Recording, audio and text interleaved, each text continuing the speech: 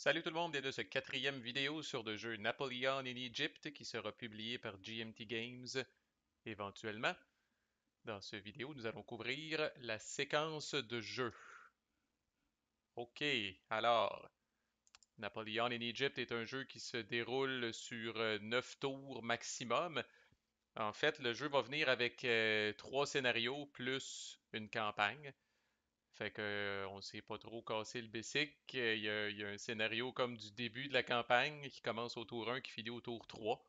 Il y a un scénario de milieu de campagne qui commence au tour 4 qui finit au tour 6. Puis il y a un scénario de fin de campagne qui commence au tour 7 puis qui finit au tour 9. Puis évidemment, la campagne commence au tour 1 et peut potentiellement se rendre jusqu'au tour 9. Fait que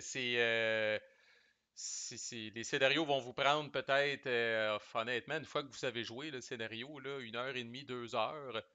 Puis la campagne, là, ou encore là, une fois que vous savez jouer, là, peut-être 4-5 heures. Fait que c'est un jeu qui peut jouer, là, même la campagne en un après-midi, là, ou une longue soirée, on va le dire de même, là. Et une fois qu'on est habitué, là, ça roule, là. Les tours, ça roule quand même assez vite. Puis card-driven game, là, je joue une carte, tu joues une carte, là, c'est quand même assez dynamique, là, puis on n'a pas le temps de s'endormir, là. Euh, on va passer la séquence de jeu dans ce vidéo-là. On a un beau petit aide de jeu ici là, dans le module TTS qui nous le rappelle. Fait qu'à chaque tour, on commence avec, on a de la suite des idées, là, ça va peut-être changer, je sais pas, là, le start of third phase, donc la phase de début de tour. D'abord, vous allez prendre les leaders qui sont sur la space actuelle du marqueur de tour, puis vous allez les placer sur la map. Puis comme vous voyez, là, chaque leader, là, dépendant de sa nationalité, là, doit être placé dans des priorités d'espace là, qui sont vraiment là, déterminées de gauche à droite. Là. Fait que, par exemple, un général français, vous devez le placer d'abord au Caire, si c'est possible, là, si la ville est contrôlée par le français, sinon à Alexandrie, puis sinon à Malte. Là. Même affaire avec les autres nationalités, puis les autres généraux. Là. Donc, les généraux qui vont se trouver ici, là, deux cas possibles, là, essentiellement, à moins d'exception. Là. Des généraux qui auraient été blessés lors d'une tentative d'assassinat lors d'un tour précédent, puis des généraux qui ont été capturés puis que vous auriez payé des VP pour les récupérer, vont aussi se retrouver là, puis vont tous être placés là, à ce moment-là. Là. Fait qu'il y a pas, ça ne dérange pas nécessairement qui va en premier, là, étant donné que il n'y a pas de choix à faire, là, puis la liste est vraiment scriptée. Là. Vous placez là, les généraux là, dans la première ville qui est disponible dans cette liste-là. Ensuite, c'est pertinent seulement si vous jouez la campagne, là, mais c'est un peu le même principe. Là, c'est là que ça emprunte quelque chose à Twilight Struggle. Là. Mais au début, vous jouez vraiment à partir du tour 1, vous jouez vraiment avec ce qu'on appelle les cartes alpha. Ce qu'on voit là en bas à gauche, là, le petit symbole. Là. Vous jouez avec les 41 cartes alpha qu'il y a dans le jeu. Quand vous allez arriver au tour 4, un peu comme le Early War, Mid War puis Late War dans Twilight Struggle, pour ceux qui connaissent, là, vous allez intégrer les cartes bêta dans le deck. Et quand vous allez arriver au tour 7, vous allez intégrer les cartes Oméga dans le deck. Fait que ce deck de cartes-là, encore là, là, dans la plus pure tradition de Twilight Struggle, là, il y a des cartes là-dedans qui sont removed from the game, il y a des cartes qui s'en vont dans la défausse. Si jamais on épuise le deck à n'importe quel moment, on prend la défausse puis on le rebrasse. Puis si vous arrivez, même s'il reste juste 10 cartes dans le deck, puis vous êtes au tour 4, puis vous devez intégrer les cartes bêta, ben vous prenez les cartes bêta, puis vous mélangez ça dans le gros deck, là, puis vous touchez pas à la discard pile. Là. Vous rebrassez la discard pile seulement quand le deck est épuisé, là, puis ça va arriver une ou deux fois probablement là, dans la campagne. Fait que tour 4, vous ajoutez les cartes bêta, tour 7, vous ajoutez les cartes oméga. Ensuite, vous dealez dans le fond 7 cartes en alternance en commençant par le joueur français à chaque joueur. Donc pourquoi c'est important de le faire en alternance encore là, c'est si jamais il n'y a pas suffisamment de cartes dans le deck, c'est important de savoir à qui on distribue la première carte là, pour savoir là, qui va avoir là, le restant du deck, puis quand est-ce qu'on va rebrasser, à quel moment. Là. Fait que bref, vous dealez en alternance une carte au français, une carte à l'allié, jusqu'à temps que vous ayez dealé 7 cartes à chacun. Ensuite, c'est l'action phase, la phase d'action. Fait que c'est toujours le français qui commence. Puis là, comme je disais, là, on est dans la plus pure tradition des card-driven games. Chaque joueur alterne à jouer une carte. Fait que le français joue une carte, l'allié joue une carte, puis on alterne comme ça. Vous pouvez passer uniquement si vous avez joué votre home card. On va y revenir là, mais et qu'il vous reste une carte ou moins dans votre main. Et dans ce jeu-là, le fait de passer, c'est valide seulement là, pour l'impulse actuel. Vous pouvez, fait que, par exemple, même si votre adversaire a un avantage indécent de cartes en main puis qu'il lui reste trois cartes en main, ben, vous pourriez arriver dans une situation où vous passez, votre adversaire joue une carte, ça revient à vous, vous avez encore l'opportunité de jouer la carte qui vous reste. Donc le fait de passer, là, ça ne fait pas que vous êtes out pour le tour. Là. Vous pouvez passer, puis ça va quand même revenir à vous, puis vous pouvez continuer de passer. Ce qui veut dire que vous pouvez finir un tour avec une carte que vous avez gardée dans votre main. Ce qui fait que vous allez, dans le fond, commencer le prochain tour avec 8 cartes en main. Parce que vous allez vous faire dealer quand même 7 cartes. Fait que c'est possible dans ce jeu-là de garder une carte en main à la fin du tour. Ça peut être une très bonne carte que vous voulez garder pour le prochain tour, ou ça peut être une carte horrible que vous n'avez pas trouvé de façon de vous en débarrasser, puis vous espérez qu'au prochain tour, vous allez pouvoir vous en débarrasser ou que la situation va être moins périlleuse. Mais bref, vous pouvez garder une carte en main à la fin du tour. La home card, parlons-en. Fait qu'il y a une home card française, il y a une home card alliée. C'est évidemment une carte extrêmement puissante. C'est probablement les cartes les plus puissantes du jeu. La plus haute valeur en action points de 5. L'effet sur la carte est très puissant aussi. En fait, on les appelle des home cards. Euh, Dans le jeu physique, on vise à ce que ça ressemble quasiment un petit peu plus à un petit player board, là. Un petit plateau de joueurs là, qui va ressembler à une carte, qui a un peu la même anatomie qu'une carte. Là. Mais il y a une grosse différence, c'est que le verso de cette carte-là, c'est vraiment juste son côté unavailable, ce qui fait que quand vous jouez votre home card, vous faites juste essentiellement la flipper pour dire qu'elle est plus disponible pour le reste du tour. Puis on va le voir, là, mais quand on va arriver à la fin du tour, vous allez la remettre sur son côté disponible. Tout ça pour dire que pour être capable de passer, pour être en mesure de passer quand c'est votre impulse, quand c'est votre tour de jouer une carte, il faut que votre home card soit unavailable puis qu'il vous reste une carte ou moins en main. Tant que votre home card est disponible, vous ne pouvez pas passer, vous allez devoir la jouer avant de pouvoir commencer à passer. Fait qu'évidemment, ça, c'est le cœur d'un tour. C'est ça qui prend définitivement le plus de temps. Là. Start of turn puis end of turn, c'est un petit peu plus du clean-up. Là. Mais l'action phase va vraiment prendre pas mal de temps. Ensuite, on arrive au end of turn phase où là, vous allez checker pour des révoltes. Y a-t-il des révoltes? Puis j'en ai parlé brièvement. Il va y avoir des révoltes dans toutes les spaces fortifiés où l'ordre public est opposé, si on veut, là, à, à la faction qui contrôle la space. Là. Fait que dans un cas comme ça, j'aurais une révolte à Meignet parce que la space est contrôlée par l'Allié, mais elle est favorable aux Français au niveau de l'ordre public. Fait que ça n'arrivera pas sur 7-8 spaces à tous les tours. Là. Des fois, vous allez faire une petite jouerie à votre adversaire en fin de tour, puis il n'aura pas le temps de rétablir la situation, puis de corriger la situation, puis ça va mener à une révolte en fin de tour. Là. Fait que comment ça fonctionne une révolte? On va regarder ce cas-là, ça va quand même assez bien. Donc, s'il s'agit d'une cité mineure, comme c'est le cas dans Meignet, c'est 2 dés médiocres qui vont être roulés seulement pour la révolte. Si par contre c'est une forteresse ou une cité majeure, comme c'est le cas au Caire, là, fait que supposons que le Caire était favorable aux Français, oups, checker, je suis offset sur mon clavier. Si le Caire était favorable aux Français, bien, étant donné que c'est une cité majeure, là, ce serait 4 dés médiocres qui seraient brassés. Essentiellement, là, on peut le voir comme ça, là, les citoyens se rebellent contre les occupants, là, mais tu sais, c'est pas. C'est ça. Les 4D, même 4D médiocres, là, vous allez être chanceux de pogner un 8. Là. Je rappelle que l'anatomie du dé médiocre, là, il n'y a qu'une seule cible par dé. Fait que c'est vraiment pas évident. Là. Fait que c'est. Les révoltes, c'est beaucoup plus une nuisance, c'est beaucoup plus pour picosser votre adversaire, quoique vous pouvez le surprendre. Dans un scénario comme ça, où l'adversaire a été un petit peu effronté et n'a laissé qu'une seule unité pour défendre la ville, ben, dans un cas comme ça, c'est possible d'arriver à quelque chose. Par contre, au Caire, évidemment, bon, dans ce cas-là, c'est un peu extrême. Il y a 10 unités, là, mais les unités n'auront aucun problème à mater la révolte. Là. Du moins, à moins de résultats statistiques incroyables. Qu'est-ce qui arrive, c'est que dans le fond, là, on va voir les règles plus tard, là, mais c'est considéré comme une field battle. C'est considéré comme une bataille dans la plaine. Là.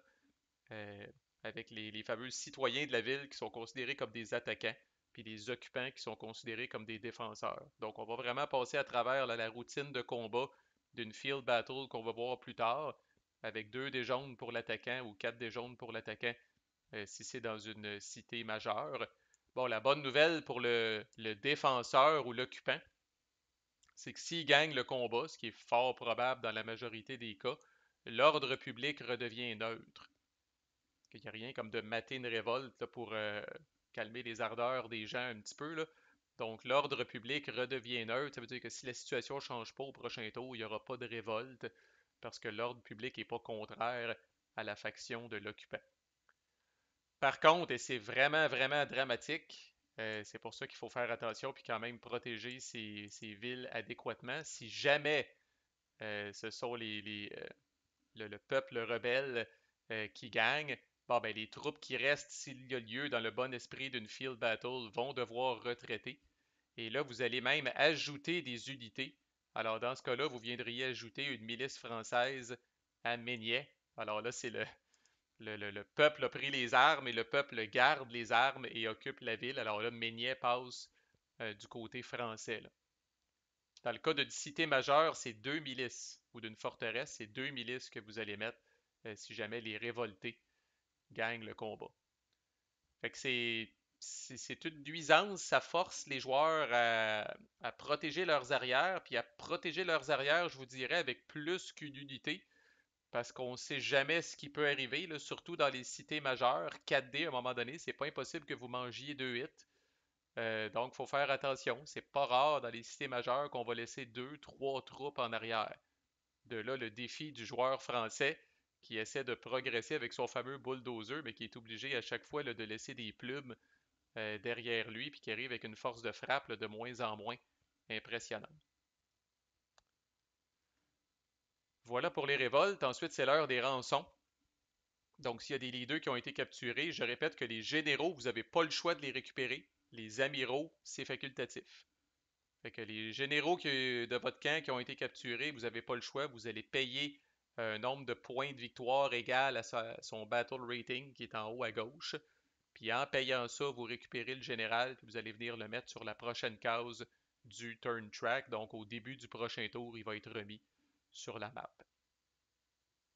Un amiral que vous décidez de ne pas payer, souvent c'est parce que Chris, votre flotte a été complètement exterminée. Fait que ce serait vraiment ridicule de ramener l'amiral tout seul. Vous voulez peut-être attendre au moins de avoir une flotte maritime qui a de l'allure. Un amiral que vous décidez de ne pas récupérer, ben, à chaque tour, à chaque fin de tour, vous allez avoir l'opportunité de le récupérer. Si vous décidez de le faire, ben, c'est le même principe, vous devez payer là, sa valeur en battle rating en points de victoire. Ensuite, on check pour la victoire après ça. Bon, c'est un jeu qui se gagne la grande, grande majorité du temps sur les points de victoire. On a balancé la campagne de sorte que c'est comme ça que la majorité des games vont se finir. Quand on arrive à la fin du tour 9, ben, c'est celui qui est en avance au niveau des points de victoire qui gagne. Malgré le fait que l'allié commence avec 32 points de victoire, là, généralement la campagne va se finir sur le fil avec l'allié ou le français là, qui est dans cette première ligne-là à peu près. Là. Donc c'est quiconque a le marqueur de points de victoire de son bord est le gagnant. Si jamais le marqueur de points de victoire est à 0, c'est la faction qui contrôle le Caire qui gagne.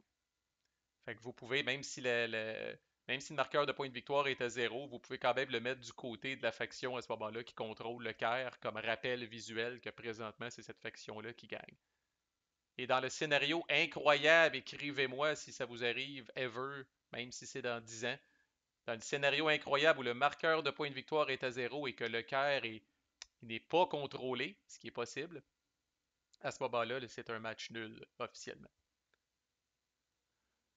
L'autre façon de gagner, mais c'est quand même un peu particulier, là, mais chaque scénario va lister euh, un nombre de spaces, de cités, là, de fortified spaces, de spaces fortifiés qui doivent être contrôlés par votre camp pour gagner. Mais on a mis ça, là, genre, j'y vais de mémoire, là, mais si le français contrôle le Caire, Thèbes, puis Acre. Fait que Chris, s'il contrôle ces trois-là, là, il est puissant partout. Là. Il est allé jusqu'au bout du corridor de Thèbes, il est allé jusqu'ici, Puis l'Allié a jamais trouvé une façon de l'empêcher de conquérir ces endroits-là. Fait que, tu sais, vous méritez la victoire. Fait que c'est ce qu'on appelle des objective spaces. Chaque scénario a sa liste. Puis vous devez quand même garder un œil là-dessus au-delà du marqueur de points de victoire pour protéger peut-être une coche de plus ces spaces-là. Là. On va aussi mettre, là, c'est en rodage, là, mais on va aussi mettre, principalement parce que moi, j'adore ça toujours, mais on va mettre probablement aussi dans la campagne, là, à la fin du tour 3 puis à la fin du tour 6 donc à chaque tiers de game, si on veut, là, on va quand même mettre un seuil de points de victoire minimum que le Français doit avoir atteint. Là.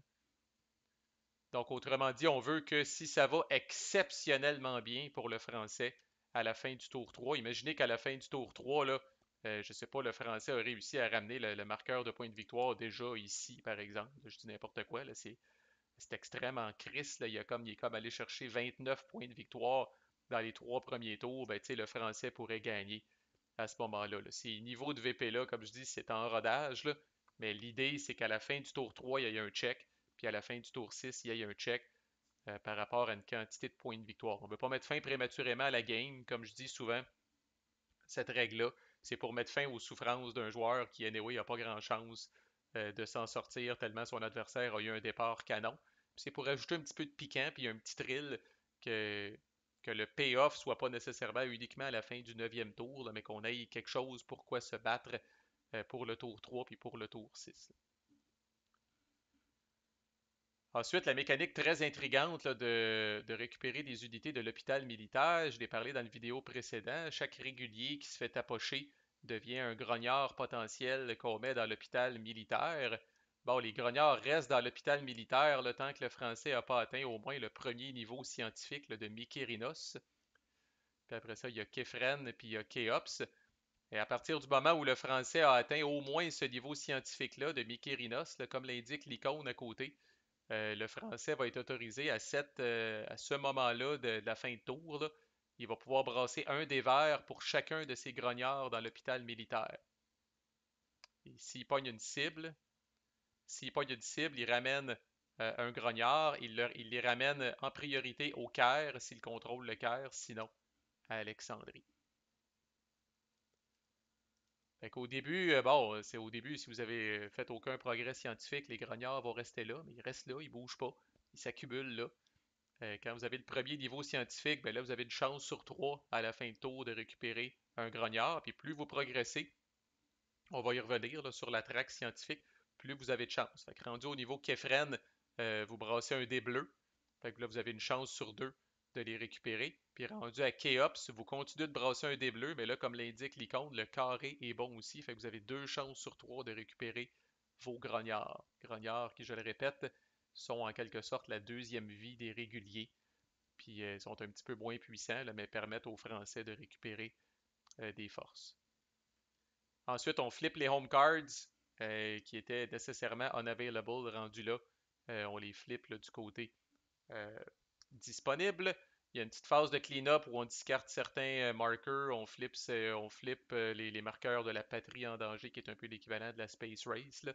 Puis on discarte les cartes là, qui duraient jusqu'à la fin du tour. Et finalement, on avance le turn marker d'une case, puis on repart en haut.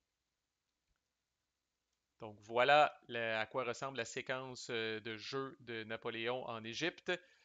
Prochaine vidéo, là, on va regarder les cartes, l'anatomie des cartes, les types de cartes, tout ce qu'il y a là-dessus, là, c'est au menu pour le prochain vidéo. Manquez pas ça. À plus.